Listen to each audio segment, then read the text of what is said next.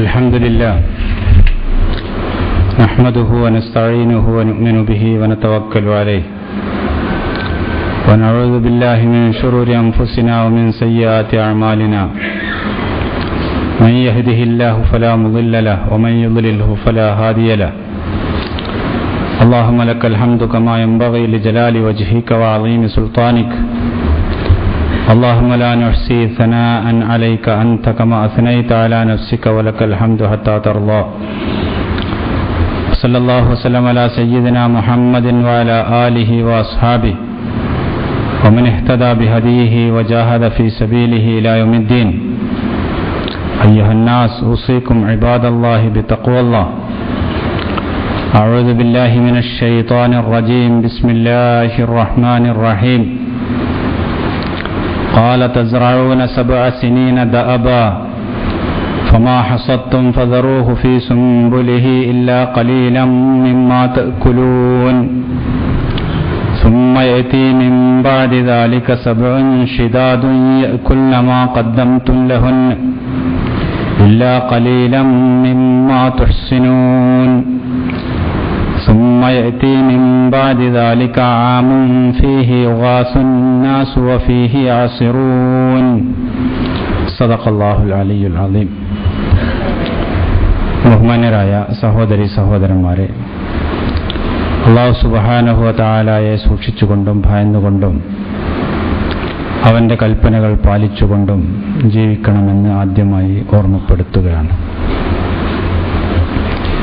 പരിശുദ്ധ ഖുർആനിൽ അല്ലാഹു സുബ്ഹാനഹു വ തആല സാമാന്യം വിശദമായി യൂസുഫ് നബി അലൈഹിസ്സലാമയുടെ ചരിത്രം പറയുന്നുണ്ട്. ആ ചരിത്രം വിശദീകരിക്കുന്നതിനിടയിൽ അന്നത്തെ സമൂഹത്തിൽ അനുഭവപ്പെട്ട ഒരു ക്ഷാമകാലത്തെ സംബന്ധിച്ചും ആ ക്ഷാമകാലത്തെ നേരിടുന്നതിന് വേണ്ടി യൂസുഫ് നബി അലൈഹി ഇസ്ലാമയുടെ നേതൃത്വത്തിൽ സ്വീകരിച്ച പരിഹാര മാർഗങ്ങളെ സംബന്ധിച്ചും പറയുന്നുണ്ട്. കേവലം ഒരു കഥ പറയുക അല്ലെങ്കിൽ വലിയ പ്രാധാന്യമൊന്നുമില്ലാത്ത രീതിയിലുള്ള ഒരു ചരിത്രം അത് പ്രതിപാദിക്കുക എന്നുള്ളതല്ല വിശുദ്ധ ഖുർആൻ ഇതുകൊണ്ട് ഉദ്ദേശിച്ചത്. നമുക്ക് പലതും മനസ്സിലാക്കാനും പഠിക്കാനും ഉൾക്കൊള്ളാനും പറ്റുന്ന വിഷയങ്ങൾ അതിലുണ്ട് എന്ന അടിസ്ഥാനത്തിലാണ് ആ സംഭവം അല്ലാഹു സുബ്ഹാനഹു വ തആല വിശുദ്ധ ഖുർആനിൽ ഉദ്ധരിക്കുന്നത്. ഒരു ഭക്ഷ്യ കലാപത്തെ സംബന്ധിച്ച് ഇന്ന് സാർവത്രികമായി നാം കേട്ടുകൊണ്ട് ഇരിക്കുകയാണ്.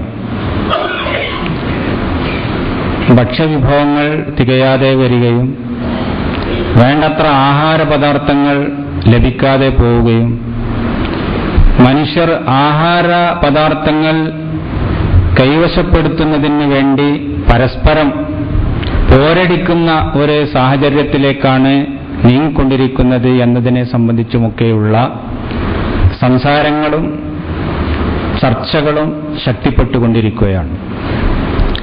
ഈ പശ്ചാത്തലത്തിലാണ് യൂസുഫ് നബി അലൈഹി ഇസ്ലാമയുടെ ഈ ക്രൈസിസ് മാനേജ്മെന്റ് എന്ന് പറയുന്ന ഇത്രയും സങ്കീർണമായ ഒരു പ്രശ്നത്തെ എങ്ങനെ തരണം ചെയ്യണം, കൈകാര്യം ചെയ്യണം എന്നതിനെ സംബന്ധിച്ചുള്ള അദ്ദേഹത്തിന്റെ സംഭവങ്ങളും അനുഭവങ്ങളുമൊക്കെ നമുക്ക് അല്പം പഠിക്കാനും മനസ്സിലാക്കാനും പ്രയോജനപ്പെടുത്താനും സാധിക്കുന്നത് ഈ പശ്ചാത്തലത്തിലാണ് എന്ന് നമ്മൾ മനസ്സിലാക്കേണ്ടതുണ്ട്. വരാൻ പോകുന്ന ഒരു ആപത്തിനെ സംബന്ധിച്ച് മുൻകൂട്ടി കാണുക എന്നുള്ളതാണ് ഈ വിഷയകമായി യൂസുഫ് നബി അലൈഹിസ്സലാം അന്നത്തെ ഭരണാധികാരിയെയും നേതൃത്വം വഹിക്കുന്ന വിഭാഗത്തിന്റെയും ശ്രദ്ധയിൽപ്പെടുത്താൻ ഉദ്ദേശിക്കുന്ന കാര്യം. 7 വർഷങ്ങൾക്ക് ശേഷമാണ് ഒരു കടുത്ത വറുതി സംഭവിക്കാൻ പോകുന്നത്. ആ 7 വർഷങ്ങൾക്ക് ശേഷം സംഭവിക്കുന്ന ഒരു കാര്യത്തെ സംബന്ധിച്ച് മുൻകൂട്ടി തന്നെ അതിന്റെ പ്ലാനിംഗ് ആരംഭിക്കണമെന്നും അത് കൈകാര്യം ചെയ്യുന്നതിന് ആവശ്യമായ നടപടികൾ സ്വീകരിക്കണമെന്നുമുള്ള ഉപദേശമാണ് ആദ്യമായി യൂസുഫ് നബി അലൈഹിസ്സലാം നൽകുന്നത്. സംഭവങ്ങൾ സംഭവിച്ചു കഴിയുമ്പോഴോ അല്ലെങ്കിൽ നേരിട്ട് അനുഭവപ്പെടുമ്പോഴോ മാത്രം അതിനെ സംബന്ധിച്ച് ചിന്തിക്കുകയും അപ്പോൾ എന്താണോ ചെയ്യാൻ സാധിക്കുന്നത് ആ രീതിയിൽ തട്ടിക്കൂട്ടി ഉണ്ടാക്കുന്ന പരിഹാര മാർഗങ്ങളും പലപ്പോഴും അതിനെ വിജയകരമായി തരണം ചെയ്യാൻ ഉപകരിക്കുകയില്ല. അപ്പോൾ അതാണല്ലോ നമുക്ക് പലപ്പോഴും സംഭവിച്ചു കൊണ്ടിരിക്കുന്നതായി കാണാൻ കഴിയുന്നത്. ആപത്തുകൾ സംഭവിക്കുന്നു, കുഴപ്പങ്ങൾ സംഭവിക്കുന്നു, അല്ലെങ്കിൽ പ്രശ്നങ്ങൾ നമ്മെ അഭിമുഖീകരിച്ചു കൊണ്ടിരിക്കുന്നു. നേരിട്ട് നാം അതിന്റെ ഇടയിലേക്ക്, നടുമധ്യത്തിലേക്ക് എറിയപ്പെടുമ്പോഴാണ് എന്തെങ്കിലും ചെയ്യണം, എന്തെങ്കിലും തീരുമാനങ്ങൾ എടുക്കണം എന്നുള്ള രൂപത്തിൽ ആളുകൾ നെട്ടോട്ടം ഓടാൻ തുടങ്ങുന്നത്. നേരത്തെ തന്നെ പ്രശ്നങ്ങളെ സംബന്ധിച്ച് ചിന്തിച്ച് അതിന്റെ സാധ്യതകൾ മനസ്സിലാക്കി യുക്തമായ പരിഹാര മാർഗങ്ങൾ കണ്ടെത്തുക എന്ന ഒരു നിലപാട് ഉണ്ടാകുന്നില്ല. ഇന്നത്തെ പത്രങ്ങളിൽ പോലും നാം അല്ലെങ്കിൽ നമ്മുടെ രാജ്യം അഭിമുഖീകരിക്കാൻ പോകുന്ന സങ്കീർണമായ ഭക്ഷ്യപ്രതിസന്ധിയെ സംബന്ധിച്ച് ഗൗരവാവഹമായ തരത്തിലുള്ള ലേഖനങ്ങളും പഠനങ്ങളും മുഖപ്രസംഗങ്ങളും നമുക്ക് കാണാൻ സാധിക്കും. എന്താണ് ഇതിന് പരിഹാരം? ഇങ്ങനെയുള്ള സാധ്യതകൾ നേരത്തെ അറിയാമായിരുന്നു. ഭക്ഷ്യവിഭവങ്ങളിൽ കുറവ് സംഭവിക്കുന്നുണ്ട്. ആളുകൾക്ക് അവരുടെ ഉപഭോഗത്തിന് അനുസൃതമായ രീതിയിലുള്ള ഭക്ഷ്യ പദാർത്ഥങ്ങൾ നമ്മുടെ കൈവശമില്ല. അപ്പോൾ അത് ഉണ്ടാക്കാനുള്ള വഴികൾ എന്താണ് എന്നതിനെ സംബന്ധിച്ച് നേരത്തെ ആലോചിച്ചിട്ടില്ല. പ്രശ്നങ്ങൾ ഇങ്ങനെ സംഭവിക്കുമെന്നും ഉണ്ടാകുമെന്നുമൊക്കെയുള്ള അഭിപ്രായ പ്രകടനങ്ങളും വിദഗ്ധരുടെ ഉപദേശങ്ങളും അവരുടെ മുന്നറിയിപ്പുകളുമൊക്കെ വേണ്ടത്ര ഉണ്ടായിരുന്നു. പക്ഷെ അതെല്ലാം അവഗണിച്ചു. ആ അവഗണിച്ച് പരിഹാര മാർഗങ്ങളൊന്നും തന്നെ കണ്ടെത്താനുള്ള ഒരു ശ്രമവും നടത്തിയില്ല.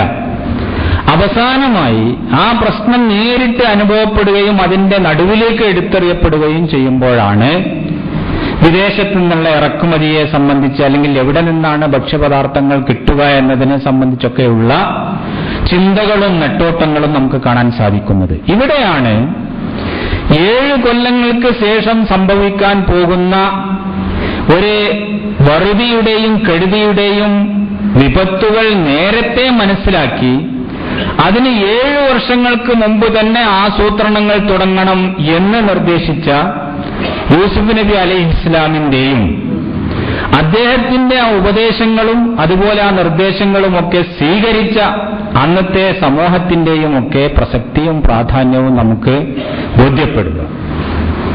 യൂസുഫ് നബി അലൈഹിസ്സലാം അവരോട് പറയുന്നു, ഖാല തസ്റഊന സബ്അ സിനീന ദഅബ, തസ്റഊന സബ്അ സിനീന ദഅബ, നിങ്ങൾ 7 വർഷം നിരന്തരമായി കഠിനാധ്വാനം ചെയ്തുകൊണ്ട് കൃഷി ചെയ്യണം. വരാനിരിക്കുന്ന സാമ്പത്തിക പ്രതിസന്ധി അല്ലെങ്കിൽ ഭക്ഷ്യ ദൗർലഭ്യം അത് പരിഹരിക്കാൻ നിങ്ങൾക്ക് സാധിക്കണമെന്നുണ്ട് എങ്കിൽ നിങ്ങൾ ഈ 7 കൊല്ലം കഠിനമായ രീതിയിൽ അധ്വാനിച്ച് കൃഷി ചെയ്ത് നിങ്ങളുടെ ഉൽപാദനം വർദ്ധിപ്പിക്കണം. ഇതാണ് ആദ്യമായിട്ട് അദ്ദേഹം നൽകുന്ന ഉപദേശം. അപ്പോൾ വരുന്ന സന്ദർഭത്തിൽ കാണാം എന്ന് വെച്ചുകൊണ്ട് നിങ്ങൾ നിഷ്ക്രിയരായിട്ടിരുന്നാൽ പ്രശ്നങ്ങൾ ഒരിക്കലും തന്നെ പരിഹരിക്കാൻ സാധിക്കുകയില്ല എന്ന് മാത്രമല്ല അതിന്റെ കെടുതികൾ ഗുരുതരമായിരിക്കും. അപ്പൊ അതുകൊണ്ട് ഇന്നു മുതൽ തന്നെ നിങ്ങൾ അധ്വാനിച്ചു തുടങ്ങണം. തസ്റഊന സബ്അ സിനീന ദഅബ, അത് എവിടെന്നെങ്കിലൊക്കെ നമുക്ക് ഇറക്കുമതി ചെയ്യാം, വേറെ എവിടെന്നെങ്കിലും കൊണ്ടുവരാം. നമ്മുടെ കയ്യിൽ കാശുണ്ടല്ലോ, അപ്പോൾ എവിടെയാണ് അതുള്ളത് എങ്കിൽ അവിടെ നിന്ന് നമുക്ക് അത് ലഭിക്കും. ഇങ്ങനെയുള്ള ശുഭാപ്തി വിശ്വാസങ്ങളിലൊന്നും തന്നെ മുഴുകാൻ പാടില്ല. അതുകൊണ്ട് പ്രശ്നം പരിഹരിക്കാനും സാധിക്കുകയില്ല. അതുകൊണ്ട് കൃഷി ചെയ്യുക, ആ നിരന്തരമായ കൃഷി. അതുതന്നെ സബ്അ സിനീന ദഅബ എന്ന് പറയുന്ന പദം നിരന്തരമായി നിങ്ങൾ കൃഷി ചെയ്യുക. അങ്ങനെ കഠിനാധ്വാനം ചെയ്തുകൊണ്ട് നിങ്ങളുടെ കാർഷികോൽപ്പന്നങ്ങളെ നിങ്ങൾ വർദ്ധിപ്പിക്കാൻ വേണ്ടി ശ്രമിക്കുക. ഇതാണ് യൂസുഫ് നബി അലൈഹിസ്സലാം ആദ്യമായി അവരോട് നിർദ്ദേശിക്കുന്ന കാര്യം. അപ്പോൾ അധ്വാനിക്കേണ്ടതുണ്ട്, പ്രശ്നങ്ങൾ നേരിട്ട് ഏറ്റെടുക്കേണ്ടതുണ്ട്. ഇത് യഥാർത്ഥത്തിൽ ഓരോരുത്തരും മറ്റുള്ളവരെ പഴിചാരുകയും അവരാണ് ഇതിന്റെ കാരണക്കാർ എന്ന് പറയുകയും ചെയ്യുന്ന ഒരു സാഹചര്യത്തിൽ പ്രശ്നം പരിഹരിക്കാൻ സാധിക്കുകയില്ല. നമ്മുടെ നാട്ടിലൊക്കെ അങ്ങനെയാണല്ലോ. ജനങ്ങൾ പറയും ഗവൺമെന്റ് നടപടികൾ സ്വീകരിച്ചില്ല, ഗവൺമെന്റ് പറയും അത് കേന്ദ്രം തരേണ്ടതാണ്, കേന്ദ്രത്തിന്റെ ഭാഗത്തു നിന്ന് ആവശ്യമായ ഭക്ഷ്യവിഭവങ്ങൾ കിട്ടുന്നില്ല, കേന്ദ്രം പറയും ഇത് ഒരു ആഗോള പ്രതിഭാസമാണ്, നമ്മുടെ രാജ്യത്ത് മാത്രമല്ല ഇത് സംഭവിക്കുന്നത്, എല്ലായിടത്തുമുണ്ട് ഈ പ്രശ്നം. അപ്പൊ അതുകൊണ്ട് ഇത് ആഗോള പ്രതിഭാസമാണ്, ഏതെങ്കിലും ഒരു പ്രത്യേക നാട്ടിലോ പ്രദേശത്തുകാർക്കോ മാത്രമുള്ളതല്ല. അങ്ങനെ ഓരോരുത്തരും മറ്റുള്ളവരെ പഴിചാരുകയാണ്. ഭരിക്കുന്ന കക്ഷി അവരുടെ അപ്പുറത്തുള്ളവരെ പറയും, പ്രതിപക്ഷത്തിരിക്കുന്നവർ ഭരിക്കുന്നവരെ സംബന്ധിച്ച് പറയും, ആളുകൾ സർക്കാരിനെ സംബന്ധിച്ച് പറയും. ഇങ്ങനെ ഓരോരുത്തരും മറ്റുള്ളവരെ അപലപിക്കുകയോ ആക്ഷേപിക്കുകയോ ചെയ്യുകയും അവനവൻ ചെയ്യേണ്ടതായ ഉത്തരവാദിത്തങ്ങളിൽ നിന്ന് മാറി നിൽക്കുകയും ചെയ്യുന്ന അവസ്ഥ, അത് പ്രശ്നങ്ങൾ പരിഹരിക്കാൻ പര്യാപ്തമല്ല. യൂസുഫ് നബി അലൈഹിസ്സലാം അവരോട് പറഞ്ഞു, നിങ്ങൾ കഠിനാധ്വാനം ചെയ്യണം, പ്രശ്നം നിങ്ങളെയാണ് നേരിട്ട് ബാധിക്കാൻ പോകുന്നത്, അതുകൊണ്ട് കൃഷി വർദ്ധിപ്പിക്കുക. തസ്റഊന സബ്അ സിനീന ദഅബ, ഭക്ഷ്യവിഭവങ്ങളുടെ ദൗർലഭ്യം അത് ഇല്ലാതാക്കാനുള്ള ഏക മാർഗം കാർഷികോൽപ്പന്നങ്ങൾ വർദ്ധിപ്പിക്കുക എന്നുള്ളത് തന്നെയാണ്. അപ്പോൾ നിങ്ങൾ വികസനത്തിന്റെ പേരിൽ അല്ലെങ്കിൽ വേറെ ഏതെങ്കിലും പേരുകൾ പറഞ്ഞുകൊണ്ട് അല്ലെങ്കിൽ അമിതമായ ലാഭം ഉദ്ദേശിച്ചുകൊണ്ട് കൂടുതൽ വരുമാനങ്ങൾ പ്രതീക്ഷിച്ചുകൊണ്ട് നിങ്ങളുടെ കൃഷിഭൂമിയെ മുഴുവൻ തന്നെ നിങ്ങൾ അത് വേറെ രൂപത്തിലേക്ക് നിങ്ങൾ പരിവർത്തിപ്പിക്കുന്നു. കൃഷിഭൂമി തന്നെ മുഴുവൻ തട്ടിനിരത്തി അത് കെട്ടിടങ്ങൾ ഉണ്ടാക്കുന്നു. കെട്ടിടങ്ങൾ ഉണ്ടാക്കി അതിന്റെ വരുമാനം, അതിൽ നിന്ന് ലഭിക്കുന്ന വരുമാനമാണ് വലിയ വരുമാനം എന്ന് നിങ്ങൾ സങ്കല്പിക്കുന്നു. കൃഷിക്ക് കൂടുതൽ ചെലവുകൾ വരുന്നു എന്നതുകൊണ്ട് കാർഷികമായ മേഖലയിൽ നിന്ന് നിങ്ങൾ പിന്മാറുന്നു. കഴിഞ്ഞ 2001 ഉണ്ടായിരുന്ന കൃഷിയുടെ 1/3 2008 ഇല്ലാതെയായിരിക്കുന്നു. 1/3 ഭാഗം കൃഷി നാം വേണ്ട എന്ന് വെച്ചിരിക്കുന്നു. 6-7 വർഷങ്ങൾക്ക് ഉള്ളിൽ ഇങ്ങനെ നമ്മുടെ ബാധ്യതകൾ നിറവേറ്റുന്നതിൽ നിന്ന് ജനങ്ങൾ പിന്മാറുകയും മറ്റുള്ളവരെ പഴിചാരുകയും ചെയ്യുമ്പോൾ ഒരിക്കലും തന്നെ അത് ഭക്ഷ്യപ്രശ്നത്തിനുള്ള പരിഹാരം ആവുകയില്ല. അതുകൊണ്ടാണ് യൂസുഫ് നബി അലൈഹിസ്സലാം പറഞ്ഞത്, തസ്റഊന സബ്അ സിനീന ദഅബ, നിങ്ങൾ 7 വർഷം കഠിനാധ്വാനം ചെയ്തുകൊണ്ട് അധ്വാനിക്കേണ്ടതുണ്ട്, കൃഷി ചെയ്യേണ്ടതുണ്ട്. അങ്ങനെ നിങ്ങളുടെ കാർഷികമായ ഉൽപ്പന്നങ്ങൾ നിങ്ങൾ വർദ്ധിപ്പിക്കണം. അതാണ് ഈ വറുതിയെ നിങ്ങൾക്ക് നേരിടാനുള്ള ഒരു പരിഹാര മാർഗം. തുടർന്നുകൊണ്ട് അദ്ദേഹം പറയുന്നു, ഫമാ ഹസത്തും ഫദറൂഹു ഫീ സുംബുലിഹി ഇല്ലാ ഖലീലൻ മിമ്മാ തഅകുലൂൻ. 2 കാര്യങ്ങൾ അവിടെയും തുടർന്നുകൊണ്ട് പറയുന്നതായിട്ട് നമുക്ക് കാണാം. ഫമാ ഹസത്തും ഫീ സുംബുലിഹി, നിങ്ങൾ ഫമാ ഹസത്തും ഫദറൂഹു ഫീ സുംബുലിഹി, നിങ്ങൾ അവസാനമായിട്ട് കൃഷി കൊയ്തെടുക്കുമ്പോൾ ആ കൊയ്തെടുക്കുന്ന കൃഷി മുഴുവൻ തന്നെ നിങ്ങൾ ഉപയോഗിച്ച് തീർക്കരുത്. അതിന്റെ തന്നെ കതിരുകളിൽ നിങ്ങൾ സൂക്ഷിച്ചു വെക്കുക. ഇല്ല ഖലീലൻ മിമ്മാ തഅകുലൂൻ, നിങ്ങൾ ഭക്ഷിക്കാൻ വേണ്ടി ഉപയോഗിക്കുന്ന അല്പം വിഭവം ഒഴികെ. 2 കാര്യങ്ങളാണ് അതിലൂടെ യൂസുഫ് നബി അലൈഹിസ്സലാം തറപ്പിച്ചു പറയുന്നത്. ഒന്ന്, നിങ്ങളുടെ ഉപയോഗത്തെ നിങ്ങൾ പരിമിതപ്പെടുത്തണം. ഇല്ല ഖലീലൻ മിമ്മാ തഅകുലൂൻ, നിങ്ങൾ തിന്നുന്നത് ഖലീലാവണം, അല്പമായിരിക്കണം, കുറക്കണം. നിങ്ങളുടെ ഉപഭോഗത്തെ നിങ്ങൾ കുറക്കണം. കണ്ടമാനം ദുർവ്യയം ചെയ്യുക, അതുപോലെ തന്നെ ഒരു ഉപഭോഗ സംസ്കാരം അത് നിങ്ങൾ നടപ്പിൽ വരുത്തുക. അങ്ങനെ ഓരോരുത്തരും വേണ്ടതിനും വേണ്ടാത്തതിനുമൊക്കെ ഭക്ഷ്യോൽപ്പന്നങ്ങളെ ഉപയോഗപ്പെടുത്തിക്കൊണ്ട് ദുരുപയോഗം ചെയ്യുക. ഇത് പാടില്ല. അതുകൊണ്ട് നിങ്ങളുടെ ഉപയോഗത്തെ നിങ്ങൾ കുറക്കണം. ഖലീലൻ മിമ്മാ തഅകുലൂൻ. അപ്പോൾ നിങ്ങൾ കഴിക്കുന്നത് നിങ്ങളുടെ സമ്പത്ത് കൊണ്ട് നിങ്ങൾ വാങ്ങിയതാണ്. പക്ഷെ അങ്ങനെ ഓരോരുത്തരും അവനവന്റെ കഴിവുകൾ കൊണ്ട് വാങ്ങി ആ രൂപത്തിൽ ധൂർത്തടിക്കാൻ വേണ്ടി തുടങ്ങിയാൽ ഒരിക്കലും ഈ പ്രശ്നം പരിഹരിക്കാൻ സാധിക്കുകയില്ല. അതുകൊണ്ട് നിങ്ങളുടെ ചെലവുകളെ നിങ്ങൾ കുറയ്ക്കേണ്ടതുണ്ട്. നമ്മുടെ കേന്ദ്രമന്ത്രിമാരൊക്കെ പറയുന്ന ഒരു കാര്യം ഇപ്പോൾ ശിർക്ക് വക നൽകുന്നുണ്ട് എങ്കിലും നമ്മൾ അതിനെ സംബന്ധിച്ച് ചിന്തിക്കേണ്ടതുണ്ട്. എന്തുകൊണ്ടാണ് രാജ്യം ഈ രൂപത്തിലുള്ള ഒരു ഭക്ഷ്യപ്രതിസന്ധിയിലേക്ക് എടുത്തു എറിയപ്പെട്ടത് എന്നതിനെ സംബന്ധിച്ച് വളരെ ഉത്തരവാദപ്പെട്ട ഒരു മന്ത്രി പറയുകയാണ്. അതിനുള്ള മുഖ്യമായ കാരണം ആളുകളുടെ അടുത്തൊക്കെ പൈസ കൂടിയതാണ്. എല്ലാ ആളുകളുടെ അടുത്തും പൈസ ഉണ്ട്. അപ്പൊ അതുകൊണ്ട് അവരെല്ലാവരും ഭക്ഷ്യധാന്യങ്ങൾ വാങ്ങുന്നു.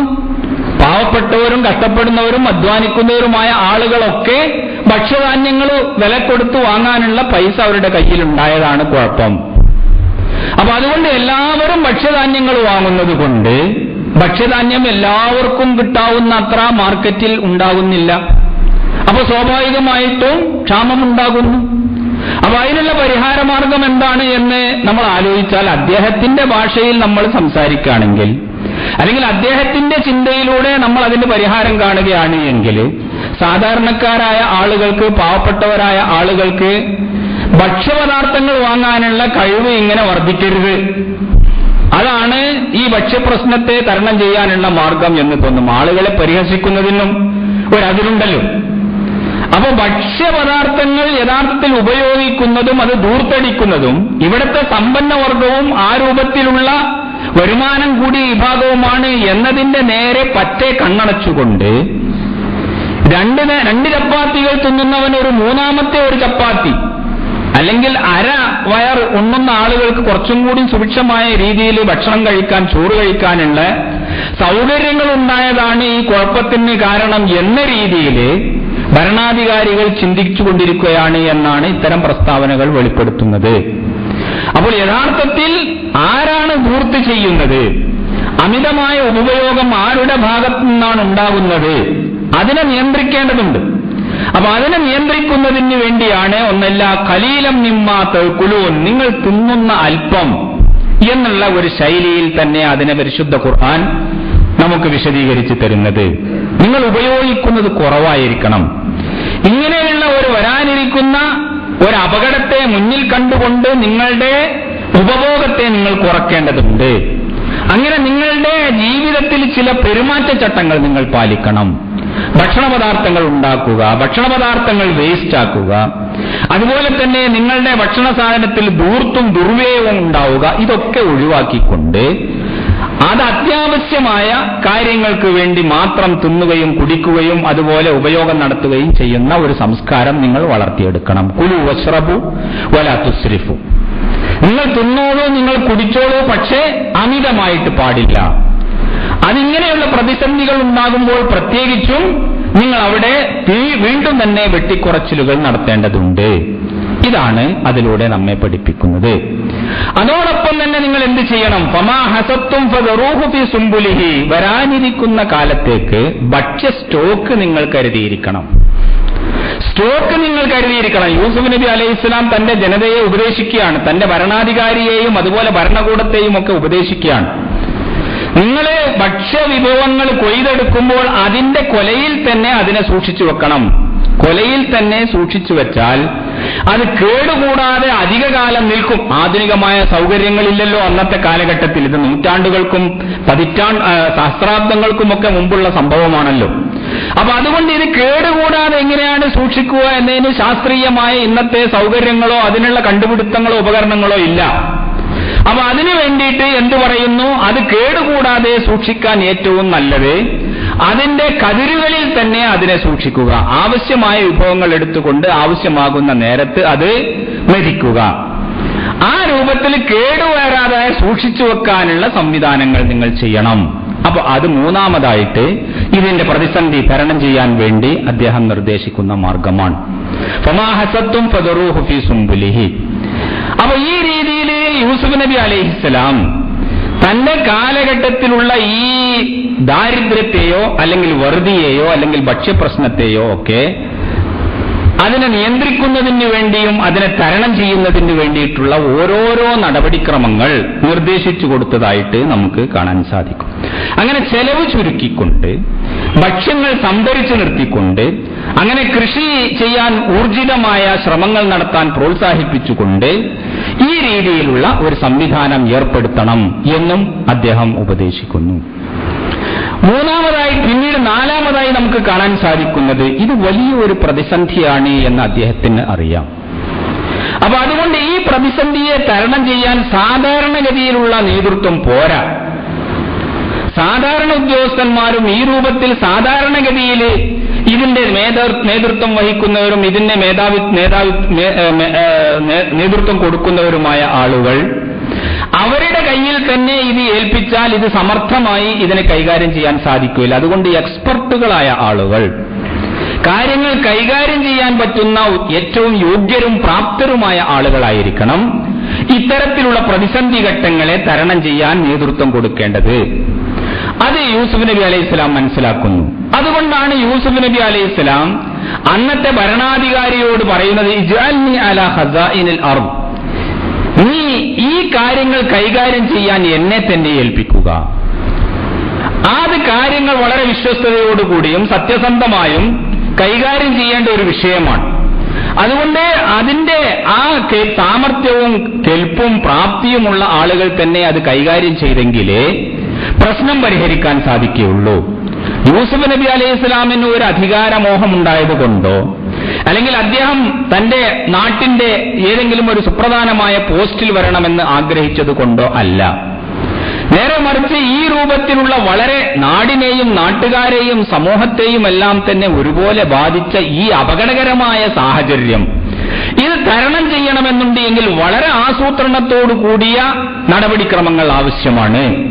അപ്പോൾ അതുകൊണ്ട് അതിന് പറ്റിയ ഒരു നേതൃത്വം തന്നെ ഈ സന്ദർഭത്തിൽ ഉണ്ടാവണം എന്ന് മനസ്സിലാക്കിക്കൊണ്ടാണ് യൂസുഫ് നബി അലൈഹിസ്സലാം ഇജ്അൽനി അലാ ഖസാഇനിൽ അർദ്, ഈ കാര്യങ്ങളുടെ നേതൃത്വം ഞാൻ ഏറ്റെടുക്കാം എന്ന് സ്വയം പറയുന്നത് എന്ന് നമ്മൾ തിരിച്ചറിയേണ്ടതുണ്ട്. ഞാനൊരു അള്ളാഹുവിന്റെ പ്രവാചകനാണല്ലോ. അള്ളാഹുവിന്റെ പ്രവാചകനായ ഞാൻ ഈ ഭൗതികമായ കാര്യങ്ങളും ഈ ദുന്യവിയായ കാര്യങ്ങളും ശ്രദ്ധിക്കേണ്ടതില്ല. ഞാൻ ജനങ്ങളോട് ഉപദേശിക്കേണ്ട കാര്യങ്ങൾ, അവരുടെ ആത്മീയമായ കാര്യങ്ങൾ, അതുപോലെ തന്നെ അവരുടെ നമസ്കാരത്തിന്റെയും ദിക്റിന്റെയും ദുആയുടെയും കാര്യങ്ങൾ, ഇതാണ് ഞാൻ കൈകാര്യം ചെയ്യേണ്ട കാര്യങ്ങൾ എന്ന അന്ധവിശ്വാസം ഒരിക്കലും യൂസുഫ് നബി അലൈഹിസ്സലാമിന് ഉണ്ടായിരുന്നില്ല. ഒരു പ്രവാചകൻ ഒരു സമൂഹത്തിൽ പ്രവർത്തിച്ചു കൊണ്ടിരിക്കുമ്പോൾ, അല്ലെങ്കിൽ അള്ളാഹുവിന്റെ ദീനിനെ പ്രതിനിധീകരിക്കുന്ന ഒരു വിഭാഗം ഒരു സമൂഹത്തിൽ പ്രവർത്തിച്ചു കൊണ്ടിരിക്കുമ്പോൾ, ആ സമൂഹത്തെ ബാധിക്കുന്ന മുഖ്യമായ മൗലികമായ പ്രശ്നങ്ങളിൽ നിന്ന് ഒളിച്ചോടാൻ ഒരിക്കലും തന്നെ അവർക്ക് സാധ്യമല്ല. ആ സമൂഹത്തെ ബാധിക്കുന്ന പ്രശ്നങ്ങളെ തന്റേതായ മൂല്യങ്ങളിൽ നിന്നുകൊണ്ട്, തന്റേതായ ആദർശത്തിൽ നിന്നുകൊണ്ട് എങ്ങനെ പരിഹാരം കാണണം, ഏത് രൂപത്തിലാണ് കൈകാര്യം ചെയ്യേണ്ടത്, ഇതാണ് പ്രവാചകന്മാർ സ്വീകരിച്ച നടപടിക്രമങ്ങളിൽ നിന്ന് നമുക്ക് ബോധ്യം വരുന്നത്. അങ്ങനെ യൂസുഫ് നബി അലൈഹിസ്സലാം ഈ സന്നിഗ്ധ ഘട്ടത്തിൽ ആ സമൂഹത്തിന്റെ നേതൃത്വം ഏറ്റെടുക്കുന്നതായിട്ടും, അങ്ങനെ ഈ പ്രശ്നത്തെ പരിഹരിക്കാൻ വേണ്ടിയിട്ടും അതിനെ തരണം ചെയ്യാൻ വേണ്ടിയിട്ടും അതിന്റെ നേതൃത്വത്തിൽ തന്നെ നിന്നുകൊണ്ട് നടപടികൾ സ്വീകരിക്കുന്നതുമാണ് നമുക്ക് കാണാൻ സാധിക്കുന്നത്. അദ്ദേഹം ഒരു റേഷൻ സമ്പ്രദായം തന്നെ ഏർപ്പെടുത്തുകയാണ്.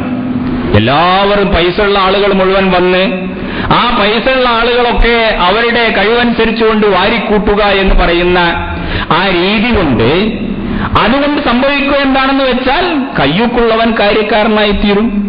സമൂഹത്തിൽ ഏറ്റവുമേറെ സ്വാധീനമുള്ളവരോ അല്ലെങ്കിൽ സാമ്പത്തികമായ കഴിവുള്ളവരോ ആയ ആളുകൾ അവർ ഈ ഭക്ഷ്യവിഭവങ്ങളൊക്കെ വാങ്ങിക്കൂട്ടിക്കൊണ്ട് അവരുടെ ജീവിതം ഭദ്രമാക്കും. അതേ അവസരത്തിൽ കഷ്ടപ്പെടുന്ന പിന്നാക്കം നിൽക്കുന്ന ആളുകൾക്ക് അതുകൊണ്ട് പ്രയാസം അനുഭവപ്പെടും. അവർക്ക് തീർച്ചയായും ഭക്ഷണ പദാർത്ഥങ്ങൾ ലഭ്യമാകാതെ പോകും.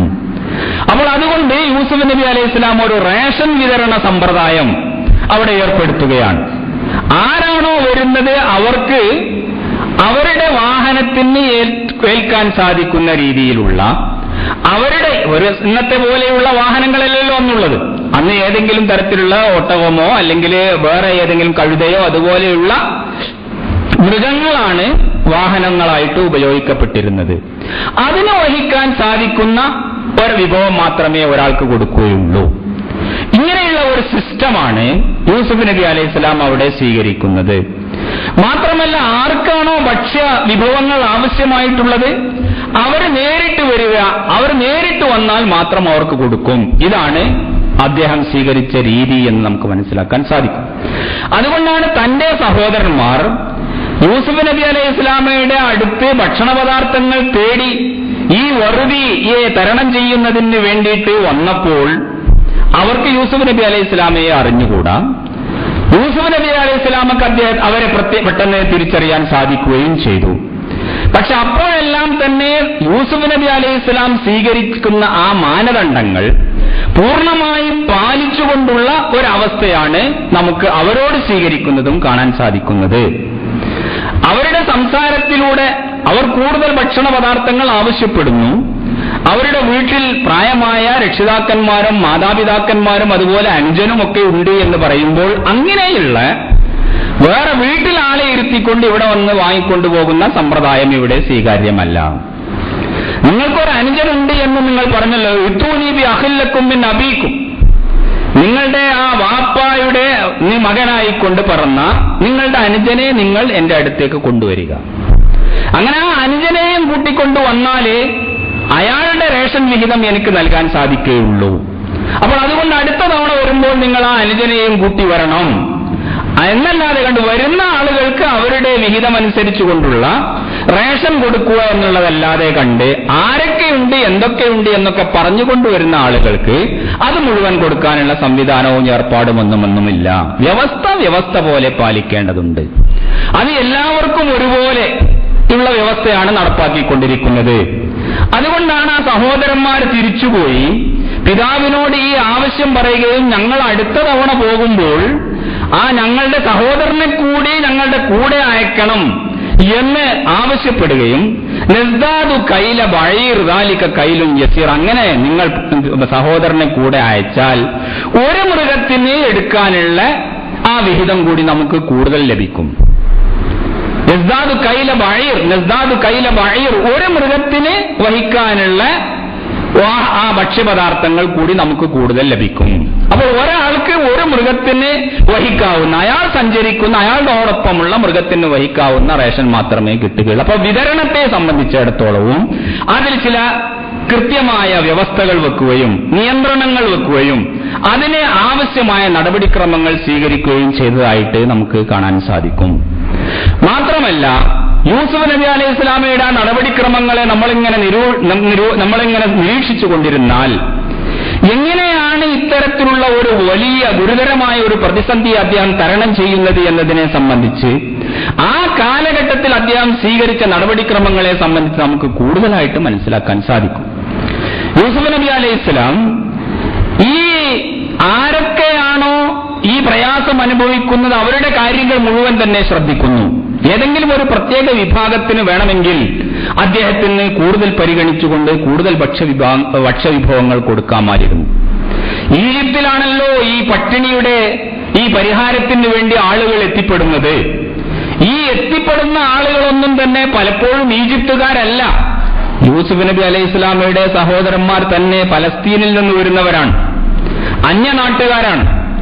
ആ അന്യനാട്ടുകാരായ ആളുകളായതുകൊണ്ടാണ് അവരുടെ പിതാവ് അവരെ ഉപദേശിച്ച് നിങ്ങൾ എല്ലാവരും കൂടി എല്ലാ ആളുകളുടെയും കണ്ണിൽ നിറഞ്ഞു നിൽക്കുന്ന രീതിയിൽ ഒരേ സ്ഥലത്തു കൂടി തന്നെ സഞ്ചരിക്കരുത്.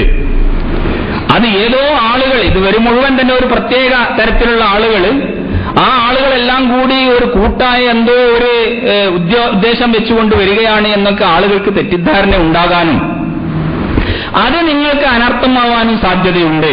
അതുകൊണ്ട് ലാ തദ്ഖുലൂ മിൻ ബാബിൻ വാഹിദിൻ വദ്ഖുലൂ മിൻ അബ്വാബിൻ മുതഫർരിഖ, എല്ലാവരും കൂടി ഒന്നിച്ച് നടക്കരുത്, വ്യത്യസ്ത പ്രവേശനദ്വാരങ്ങളിലൂടെ നിങ്ങൾ കടന്നു ചെല്ലണം എന്നൊക്കെ യാക്കൂബ് നബി അലൈഹിസ്സലാം മക്കളെ ഉപദേശിച്ചിരുന്നു. അപ്പൊ ഇവർ വരുന്നത് വളരെ ദൂരപ്രദേശത്ത് നിന്നാണ്. ഞങ്ങളുടെ ആളുകളെ, ഞങ്ങളുടെ നാട്ടുകാരെ, ഞങ്ങളുടെ പ്രദേശത്തുകാരെ, അവരുടെ കാര്യം മാത്രമേ ഇപ്പോൾ ഞങ്ങൾ പരിഗണിക്കുന്നുള്ളൂ എന്നല്ല യൂസുഫ് നബി അലൈഹി സ്വലാം വെച്ചത്. ഇപ്പോൾ നമ്മുടെ നാട്ടിൽ അങ്ങനെയാണല്ലോ, ഓരോ സംസ്ഥാനക്കാരും 2 റുപ്യ വെച്ചിട്ട് 1 ലിറ്റർ അരി കൊടുക്കണം എന്നുള്ള ഉദ്ദേശത്തിൽ അവരുടെ സംസ്ഥാനത്തെ മാത്രമാണ് പരിഗണിക്കുക. മറ്റ് സംസ്ഥാനങ്ങളിലേക്ക് അരി വിട്ടുകൊടുക്കാൻ തന്നെ പ്രയാസമാണ്. അപ്പൊ അത് പൂഴ്ത്തിവെച്ചുകൊണ്ടും അതിന് വില വർദ്ധിപ്പിച്ചുകൊണ്ടും ഈ സന്ദർഭം ഉപയോഗപ്പെടുത്താനുമാണ് ശ്രമിച്ചുകൊണ്ടിരിക്കുന്നത്.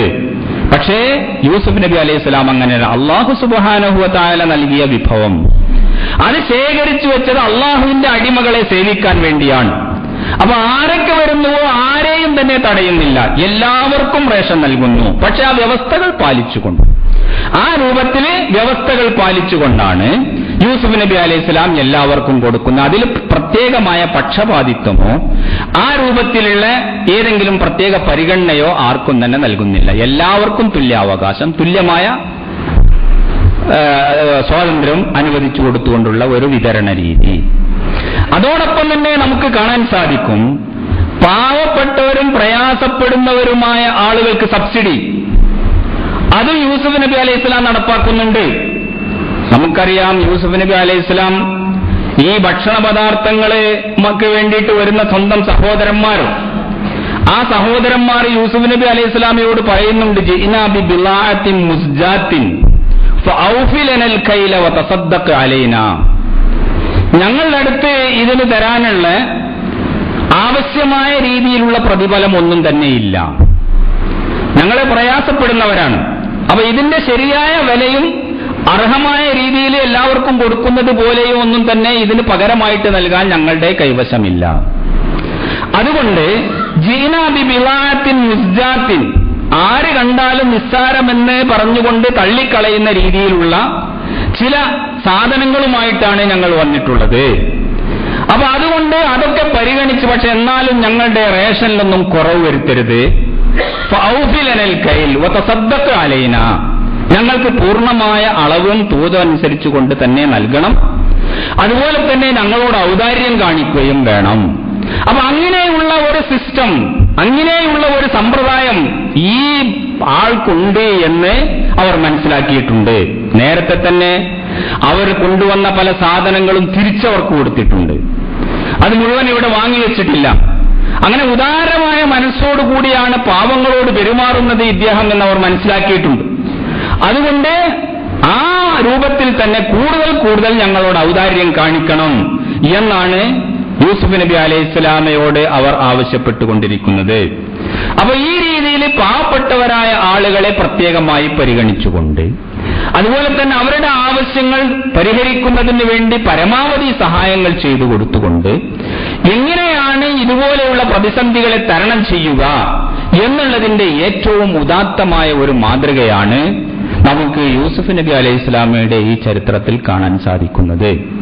ഇത് വിശുദ്ധ ഖുർആൻ ഉദ്ധരിക്കുന്നത്, ഇത് എല്ലാ കാലഘട്ടങ്ങളിലുമുള്ള ഭരണാധികാരികൾക്കും കാര്യങ്ങൾ കൈകാര്യം ചെയ്യുന്നവർക്കുമൊക്കെയുള്ള ഒരു ഗുണപാഠമാകാൻ വേണ്ടിയാണ്.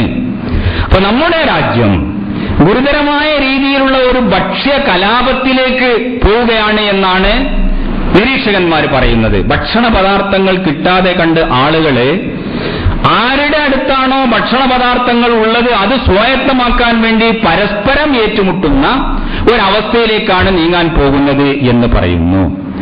ഈ സന്ദർഭം ഉപയോഗപ്പെടുത്തിക്കൊണ്ട് പല ആളുകളും കൂടുതൽ വരുമാനങ്ങൾ ഉണ്ടാക്കാനും കൂടുതൽ സമ്പാദിക്കാനും വേണ്ടിയിട്ടുള്ള അവിഹിതമായ മാർഗങ്ങൾ സ്വീകരിച്ചുകൊണ്ടിരിക്കുന്നു. അതാണ് കരിഞ്ചന്തയുടെയും പൂഴ്ത്തിവെപ്പിന്റെയും ഒക്കെ രീതിയിൽ ഇന്ന് സാർവത്രികമായി നടപ്പായിക്കൊണ്ടിരിക്കുന്നതും നമ്മൾക്ക് കാണാൻ സാധിക്കുന്നതും. പക്ഷെ ഇങ്ങനെയുള്ള പ്രതിസന്ധികളെല്ലാം തന്നെ ഉണ്ടാകുന്നത് നമ്മൾ സ്വീകരിച്ചുകൊണ്ടിരിക്കുന്ന തെറ്റായ സംവിധാനത്തിന്റെയും ആസൂത്രണത്തിന്റെയും വിതരണ രീതിയുടെയും ഒക്കെ ഫലമായിട്ടാണ് എന്നുള്ള തിരിച്ചറിവ് തീർച്ചയായും സമൂഹങ്ങൾക്ക് ഉണ്ടാവേണ്ടതുണ്ട്. എന്തുകൊണ്ടാണ് ഈ രൂപത്തിലുള്ള വിലക്കയറ്റങ്ങൾ ഉണ്ടാകുന്നത്? എന്തുകൊണ്ടാണ് ഇങ്ങനെയുള്ള ഭക്ഷ്യ ദൗർലഭ്യം ഉണ്ടാകുന്നത്? നമ്മൾ വളരെയേറെ ആഴത്തിൽ ചിന്തിക്കേണ്ടതുണ്ട്. ലോകത്ത് ഇന്ന് ഒരിക്കലും പ്രതീക്ഷിക്കാൻ പറ്റാത്തതോ അല്ലെങ്കിൽ സങ്കല്പിക്കാൻ സാധിക്കാത്തതോ ആയ രീതിയിൽ പെട്രോളിന്റെ വില വർദ്ധിച്ചിരിക്കുകയാണ്. പെട്രോളിന്റെ വില വർദ്ധിച്ചത് എന്തുകൊണ്ട് എന്ന് നമ്മൾ ആലോചിച്ചാൽ, സാമ്രാജ്യത്വത്തിൻ്റെതായ പ്രവർത്തനങ്ങൾ കാരണമായിട്ടാണ് പെട്രോളിന്റെ വില വർദ്ധിച്ചത്. 10,000-കണക്കിന് സൈന്യങ്ങൾ അന്യനാടുകളിൽ അധിനിവേശം നടത്തുകയും അവിടെ യുദ്ധവും അവിടെ സമരവുമായിക്കൊണ്ടൊക്കെ ഏറ്റവും ആധുനികമായ രീതിയിലുള്ള ഉപകരണങ്ങളും യന്ത്രങ്ങളും ഉപയോഗിച്ചുകൊണ്ട് നിരന്തരം പ്രവർത്തിച്ചുകൊണ്ടിരിക്കുകയും ഈ പ്രവർത്തനങ്ങളുടെ മുഴുവൻ തന്നെ ഏറ്റവും മൗലികമായ ഇന്ധനമായി വർത്തിക്കുന്നത് പെട്രോളാണ്. മാത്രമല്ല, എന്ത് തരത്തിലുള്ള ഉൽപ്പന്നങ്ങളാവട്ടെ അല്ലെങ്കിൽ വേറെ തരത്തിലുള്ള എന്ത് ജനജീവിതമാവട്ടെ ഇന്ന് സാർവത്രികമായി ആശ്രയിച്ചുകൊണ്ടിരിക്കുന്നത് പെട്രോളിനെയാണ്. അപ്പോൾ സ്വാഭാവികമായും പെട്രോളിനുണ്ടാകുന്ന വിലവർദ്ധനവ് എല്ലാ രംഗത്തും ഒരുപോലെ അതിനെ ബാധിക്കാതിരിക്കുകയില്ല. ആ പെട്രോളിന്റെ വിലവർദ്ധനവ് തന്നെയാണ് നമുക്ക് ഭക്ഷ്യക്ഷാമം ഉണ്ടാക്കുന്നതും അതുപോലെ തന്നെ ആ രൂപത്തിൽ ജനജീവിതത്തെ കൂടുതൽ ദുരിതപൂർണമാക്കി തീർക്കുന്നതും. അപ്പോൾ ഇതിന് കാരണമായി തീരുന്നത് സാമ്രാജ്യത്വ അധിനിവേശ പ്രവർത്തനങ്ങളാണ്. ചില ലോകശക്തികൾ മുഴുവൻ തന്നെ രംഗത്തിറങ്ങിക്കൊണ്ട് സാമ്രാജ്യത്വ അധിനിവേശത്തിൻ്റെതായ നയനിലപാടുകൾ സ്വീകരിക്കുന്നത് കൊണ്ട് ഇങ്ങനെയുള്ള പ്രത്യേകമായ പ്രതിസന്ധികൾ സൃഷ്ടിക്കപ്പെടുകയും മനുഷ്യർ മുഴുവൻ തന്നെ ഇതിൻ്റെതായ ദുരിതങ്ങൾ അനുഭവിക്കേണ്ടി വരികയും ചെയ്യുന്നു. അപ്പോൾ അത് കുത്തക മുതലാളിമാർ അവരുടെ വരുമാനത്തിന് വേണ്ടിയിട്ടുള്ള ഒരു മാർഗമായി പിന്നീട് ദുരുപയോഗം ചെയ്യുന്നു. ആരുടെ കയ്യിലാണോ വിഭവങ്ങളുള്ളത് ആ വിഭവങ്ങളുള്ള ആളുകൾ ഇത് തന്നെയാണ് ആളുകളെ പിഴിയാനുള്ള ഏറ്റവും ഉചിതമായ മാർഗം എന്ന് ചിന്തിച്ചുകൊണ്ട് അവരുടെ മാർക്കറ്റിൽ അവരുടെ ഉൽപ്പന്നങ്ങൾ ഒന്നുകിൽ പൂഴ്ത്തിവെപ്പ് നടത്തുന്നു, അല്ലെങ്കിൽ അമിതമായ വില എടുത്തുകൊണ്ട് അവർ വിൽക്കാൻ വേണ്ടി ശ്രമിക്കുന്നു. അപ്പോൾ ആ രൂപത്തിൽ മറ്റുള്ളവർക്ക് ഇത് കിട്ടാതെ വരുന്നു. അതുപോലെ തന്നെ അവരെ നടപ്പാക്കിക്കൊണ്ടിരിക്കുന്ന ജീവിതം, ആ ജീവിതം ഒരു ഉപഭോഗ സംസ്കാരത്തിൻ്റെതായ ജീവിതമാണ്. ആ ഉപഭോഗ സംസ്കാരത്തിന്റെ ജീവിതത്തിൽ കൃഷി അതുപോലെയുള്ള മനുഷ്യ ജീവിതത്തിന്റെ ഏറ്റവും മൗലിക പ്രധാനമായ വശങ്ങൾ അവഗണിക്കപ്പെടുന്നു. ആ വശങ്ങൾ അവഗണിക്കപ്പെടുന്നത് കൊണ്ട് കാർഷികമായ ഉൽപ്പന്നങ്ങൾ കുറയുന്നു. ഈ കാർഷികമായ ഉൽപ്പന്നങ്ങൾ കുറഞ്ഞാലും എല്ലാവർക്കും ഭക്ഷണം കഴിക്കാതെ സാധ്യമല്ലല്ലോ. അപ്പൊ അതുകൊണ്ട് ആ ഭക്ഷണം കിട്ടുന്നതിന് വേണ്ടി അമിതമായ വില കൊടുക്കാൻ അവർ നിർബന്ധിതരായിത്തീരുന്നു. ഇങ്ങനെ നാം സ്വീകരിച്ചുകൊണ്ടിരിക്കുന്ന തെറ്റായ നയനിലപാടുകളുടെയും നമ്മുടെ ജീവിത രീതിയുടെയും ഒക്കെ അനന്തരഫലങ്ങളാണ് നാം ഇന്ന് അനുഭവിച്ചുകൊണ്ടിരിക്കുന്നത് എന്ന് തിരിച്ചറിയേണ്ടതുണ്ട്.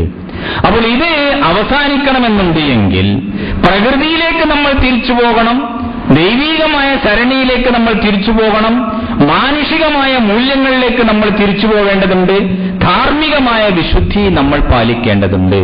ഇതാണ് ഇസ്ലാമികമായ മാതൃകകളിലൂടെയും ഇസ്ലാമിൻ്റെതായ അധ്യാപനങ്ങളിലൂടെയും നമുക്ക് മനസ്സിലാക്കാനും ഉൾക്കൊള്ളാനും സാധിക്കേണ്ടത് എന്ന് തീർച്ചയായും തന്നെ നമ്മൾ അറിയണം. അല്ലാഹു സുബ്ഹാനഹു വ തആല അവന്റെ ദീനിനെ മനസ്സിലാക്കുവാനും അവന്റെ നിർദ്ദേശങ്ങളെ മുറുകെ പിടിക്കുവാനും നമ്മെ തുണക്കുമാറാകട്ടെ.